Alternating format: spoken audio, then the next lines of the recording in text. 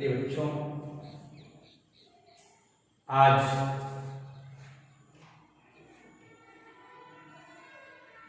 कक्षा 12 गणित के विद्यार्थियों के लिए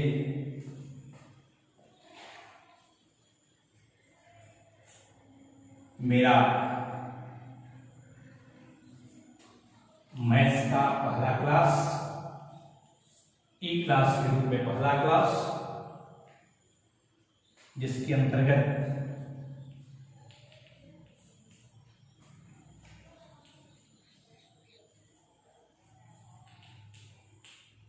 रिलेशन फंक्शन अर्थात संबंध व फलन अध्याय की शुरुआत आज करें।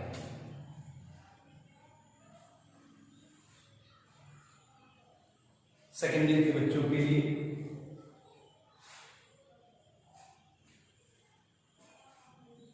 यह आवश्यक भी है कि चूंकि उन्हें बोर्ड की परीक्षा देनी है, इसलिए वे लगातार ई क्लासेस का ज़्यादा से ज़्यादा रिवीजन करें, उसका उपयोग करें, शायद आपके लिए बेहतर होगा। एक सलाह मैं और आपको देना चाहता हूँ कि प्रिय बच्चों, ज्ञान को बढ़ाने के लिए आपको प्रैक्टिस करनी पड़ेगी और मैथमेटिक्स प्रैक्टिस का एक ऐसा सब्जेक्ट है जो विदाउट प्रैक्टिस हम बहुत कुछ नहीं प्राप्त कर सकते। रखने वाली चीजें समझने का प्रयत्न होना चाहिए। तो उसके अंतर्गत पहले हम संबंध की बात करेंगे। क्या है संबंध? आप सामान्य बोलचाल की भाषा में पढ़ेंगे, बहुत सारे कोनी बेस से चर्चा किया है। जैसे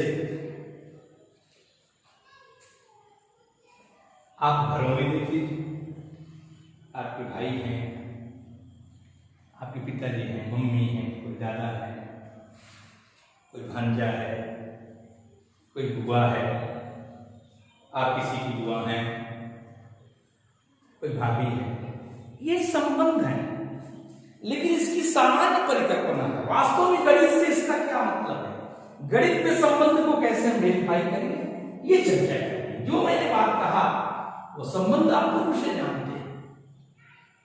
वास्तव में गणित का संबंध तो प्रारंभ होता है क्रमिक युग्म से, ऑर्डर्ड पेयर से। गणित का ये पहले की किताबों में क्रमिक युग्म संबंध और फलन और प्रचित्रण चैप्टर का नाम हुआ करता था। लेकिन अब संबंध थोड़ा सा चर्चा में करूं क्रमिक युग्म कि क्रमिक युग्म क्या है। संबंध जानने के पहले थोड़ा सा क्रमिक युग्म,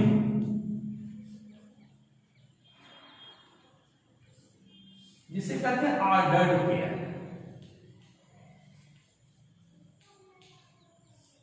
पेयर मींस क्या होता है? जोड़ा, युग्म। ऑर्डर मींस क्रम से, अर्थात क्रमिक जोड़े को आप ऑर्डर पेयर के नाम से जानते हैं, क्रमिक जोड़े के नाम से।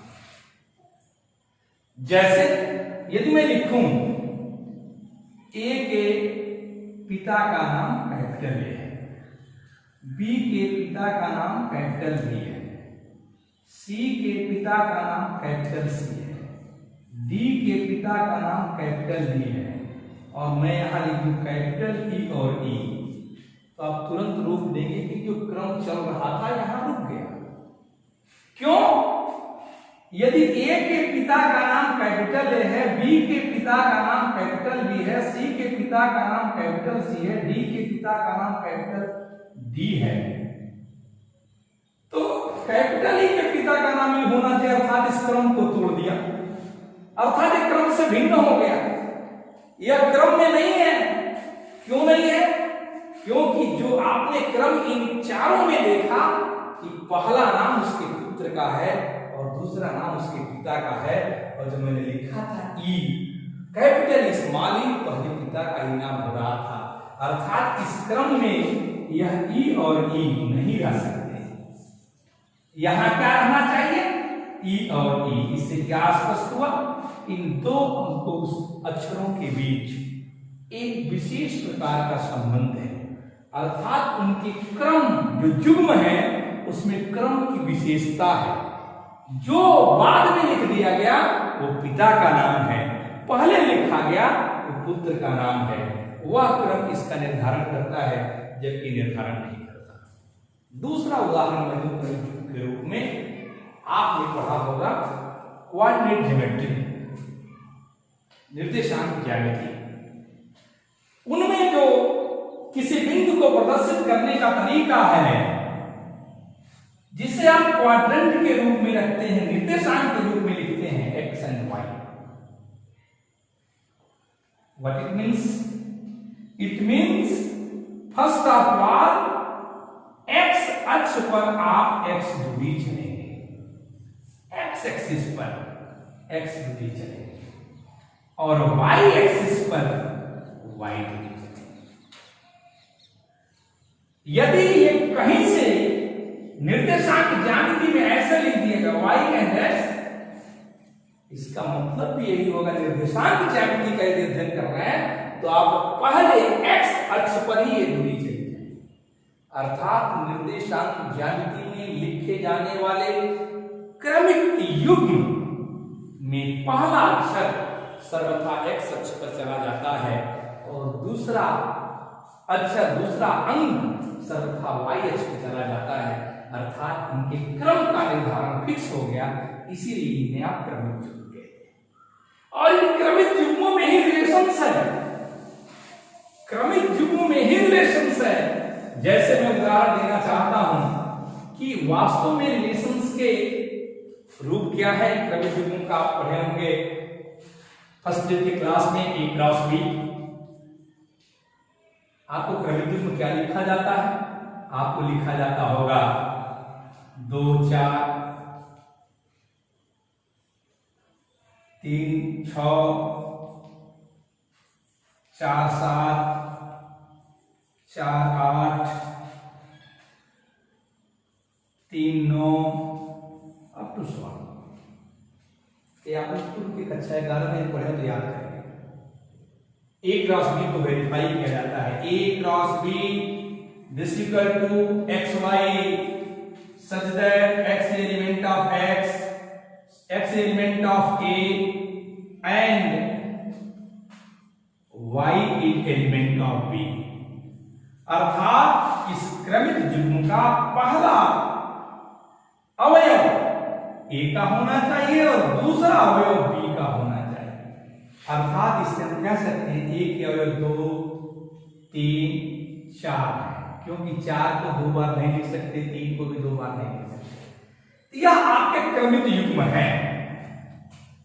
लेकिन क्रमिक युग्मों में पहले और दूसरे अवयव के बीच कुछ विशेष प्रकार के संबंध भी हैं।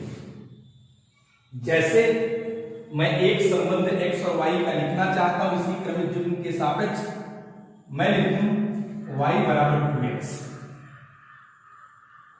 y बराबर 2x, अर्थात जो दूसरा अवयव है पहले के दूने के बराबर होना चाहिए।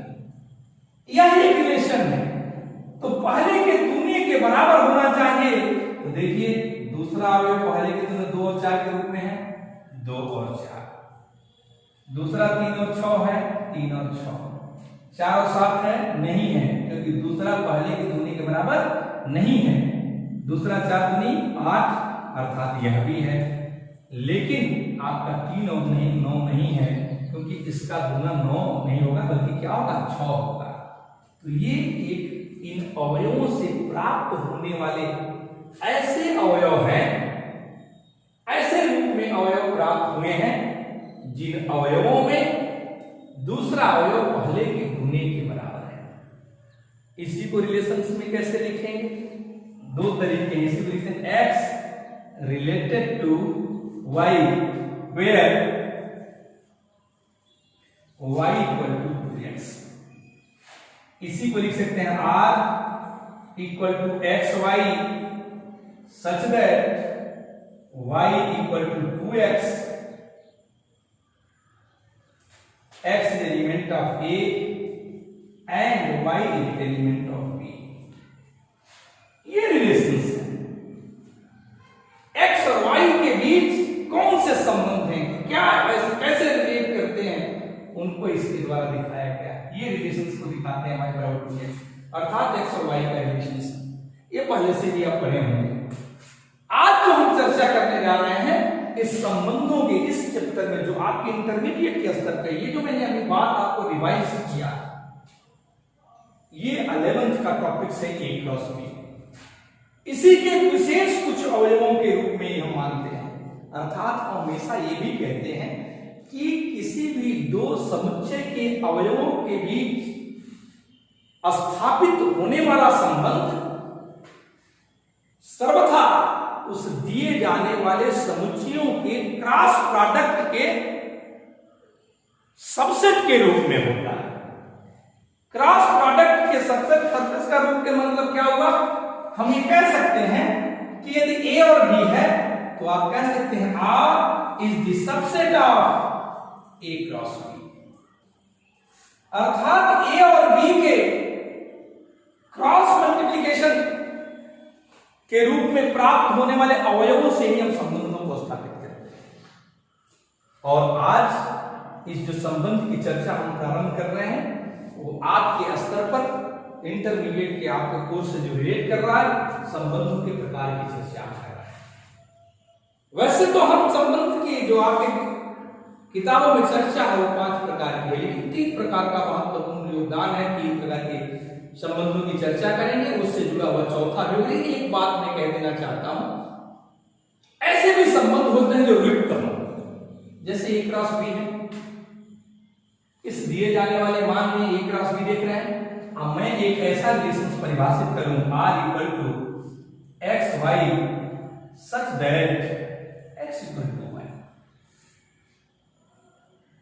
अर्थात एक ऐसा संबंध जिसमें x और y दोनों बराबर होगा। देखिए दिए जाने वाले जो A क्रॉस B है इसमें कोई अवयव बराबर नहीं, अर्थात ये रिक्त संबंध कहे जाते हैं। लेकिन ये इनकी परिभाषाओं से केवल रिक्तता की बात कही जाती है और एक संपूर्ण संबंध भी कहे जाते हैं। अर्थात जितने भी संबंध हैं वे सभी के सभी संबंध हों। तो आप सोच रहे हो संपूर्ण संबंध को कैसे कहें, होल रिलेशंस को कैसे कहें, उसको मैं परिभाषित यहीं से कर देता हूं, यहीं से आपकी बात हमारी समझ में आ जाएगी। यदि मैं लिख दूं R equal to X Y such that x less than y, x is element of A and y is element of B। आप थोड़ा गौर करें और देखें, मैंने लिखा है कि x y ऐसे संबंध को हम लिखना चाहते हैं जिसमें पहला अवयव दूसरे से छोटा। आप देखिए इसमें दिए जाने वाले जितने भी अवयव हैं उस R में क्या क्या आ जाएगा भाई। 2 छोटा है 4 से तो 2 4 भी आ जाएगा, 3 छोटा है 6 से ये भी आ जाएगा, 4 छोटा है 7 से ये भी आ जाएगा, 4 छोटा है 8 से ये भी आ जाएगा, 3 छोटा है 9 से ये भी आ जाएगा। यह जो संबंध है वो संपूर्ण संबंध है, होल रिलेशंस है। अर्थात कोई भी अवयव छूटता ही नहीं, इसलिए होल कहते हैं। अर्थात A क्रॉस B यदि समष्टि समुच्चय के रूप में काम करता है और R उसका सबसेट है तो आप कह सकते हैं ऐसा संबंध जो समष्टि समुच्चय के रूप में ही प्रदर्शित हो, A क्रॉस B के समष्टि रूप में प्रदर्शित हो, उसे आप होल रिलेशन कहते हैं। इसको थोड़ा गौर करिए, एक दूसरा भी तरीका है इसको लिखने का। यही रिलेशन मैं लिख सकता हूं, बस थोड़ा सा यहां लिख दूंगा y ग्रेटर देन x, अर्थात y का मान x से बड़ा है। अर्थात दूसरा पद सर्वथा पहले पद से बड़ा होना चाहिए, तो से नहीं प्राप्त हो जाए। दूसरा पहले से बड़ा, दूसरा पहले से बड़ा, इसे हम कहते हैं संपूर्ण संबंध। लेकिन वास्तविक तौर पे हम जो चर्चा करेंगे इस चैप्टर के अंतर्गत संबंधों की, वह 3 संबंध हैं।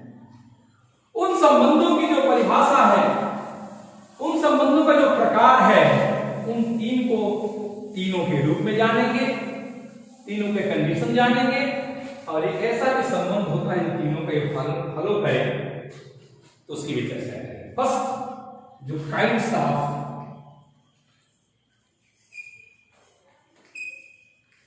रिलेशंस,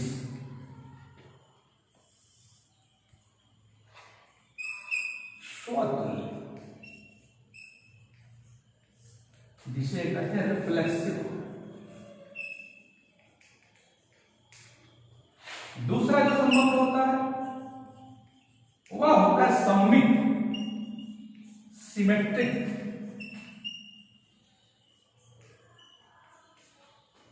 और तीसरा होता है वो कहते हैं संक्रमक, ट्रांजिट। इसी संक्रमण की बीमारी की वजह से हम लोग ई क्लास की व्यवस्था से जुड़ रहे हैं। यही संक्रमण है, एक आदमी ने फैलाया दूसरे को, दूसरे ने फैलाया तीसरे को, तीसरे ने फैलाया चौथे को, हो क्या गया पहले ने फैला दिया चौथे को। इसी संक्रमण की बात करना चाहते हैं, इसलिए इस टॉपिक की चर्चा आज नहीं कल की जाएगी, क्योंकि लंबा टॉपिक से इसमें हम बात करेंगे। लेकिन आज पहले हम स्वतुल्य की केवल बात कर लेते हैं, फिर सममित संक्रमण की चर्चा अगली क्लासों में की जाएगी। पहला क्लास है तो हम बात करें स्वतुल्य की। हिंदी भी आप पढ़ते ही हैं, जानते ही होंगे। स्वतुल्य, स्व मीन्स स्वयं, स्व मीन्स अपना, अतुल्य मतलब तुलनात्मक, अर्थात स्वयं की तुलना स्वयं से, अर्थात किसी दिए जाने वाले अक्षर का संबंध उसी अक्षर से हो, किसी दी जाने वाली संख्या का संबंध उसी संख्या से हो, उसे हम स्वतुल्य कहते हैं, उसे हम रिफ्लेक्सिव कहते हैं। अब आप स्वतुल्य की बात तो सुन रहे हैं, लेकिन कहेंगे ऐसा कहां देखने को मिलता है। जैसे मैं एक उदाहरण दूं, यल पैरेलल टू यल, इसका मतलब एक रेखा यल हो और दूसरी रेखा क्या हो, यम। एक रिलेशन है यल और यम में, ये दोनों एक दूसरे की समांतर है। तो क्या आप बताइए, क्या यल के समांतर है? निश्चित है, अर्थात यल एक रेखा है, इसी पर यल दूसरी रेखा खींच दी जाए उसे दूसरे रूप में संपाति भी कहते हैं, लेकिन उस रेखा की समांतर भी कहते हैं, अर्थात यल रिलेटेड टू यल या यम रिलेटेड टू यम। ये आपके स्वतुल्य संबंध को प्रदर्शित करते हैं। एक दूसरा उदाहरण ले लो, त्रिभुज ABC सिमिलर है त्रिभुज PQR के, it means triangle ABC similar to triangle PQR, अर्थात एक दूसरे के सममित हैं, एक दूसरे के से सममितता को प्रदर्शित करते हैं। सर्वांग समता आपने पढ़ा होगा, इसी को सममितता को आप 10th के क्लास में समरूपता के रूप में जानते हैं। अर्थात ABC सिमिलर है PQR के, जिसे कह सकते हैं ABC समतुल्य है PQR के। और ऐसी परिस्थिति में आप याद करिए, पढ़े होंगे ABC PQR,